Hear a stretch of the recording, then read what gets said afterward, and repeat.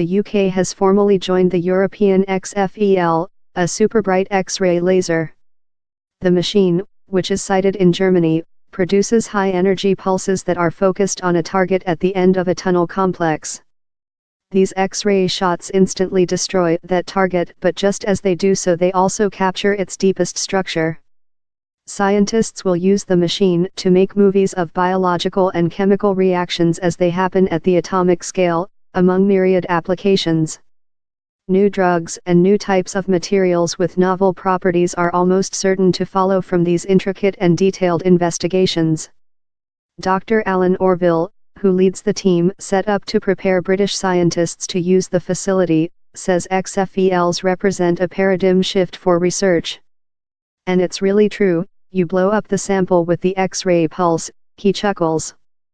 But that's okay because the data is in the X-ray photons and they travel at the speed of light, whereas the sample blows up only at the speed of sound, he told Newsbay News. Many nations around the world employ circular machines called synchrotrons that do very similar sorts of work.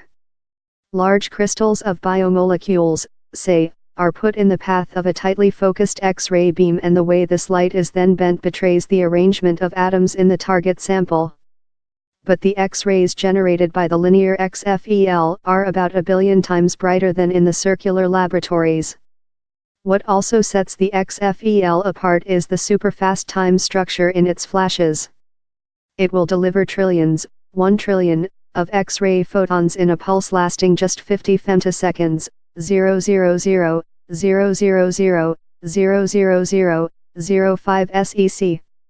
2,700 of these pulses are organized into bunches that then strike the target at a rate of 10 a second. It allows for time-resolved investigations that are beyond what is possible in standard synchrotrons. For example, scientists will use a jet to stream a slurry of tiny crystals in front of the beam, priming them with another laser so that chemical reactions are triggered at just the right moment to be caught by the pulses. We've developed a method called acoustic droplet ejection, AID, explains Dr. Orville. We eject small droplets, nanoliters worth of droplets, maybe picoliters worth of droplets, through the air directly into the beam, or onto a conveyor belt that brings the droplets into the beam.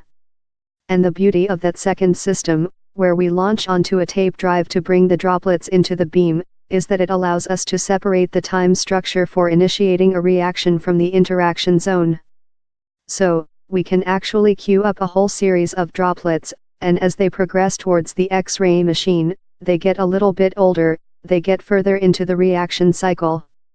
XFELs permit scientists to watch high-speed biology in action, to follow every step in complex catalytic processes such as photosynthesis in plants. Britain is handing over a £30 million upfront membership fee to be part of the Hamburg-based XFEL and will be paying a further £1 a year towards operating costs. But there are in-kind contributions as well. The UK has already delivered an advanced camera called the Large Pixel Detector.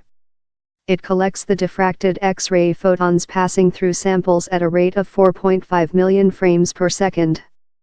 Membership was sealed in a ceremony on Monday in Berlin where Sir Sebastian Wood, Britain's ambassador to Germany, signed the accession documents.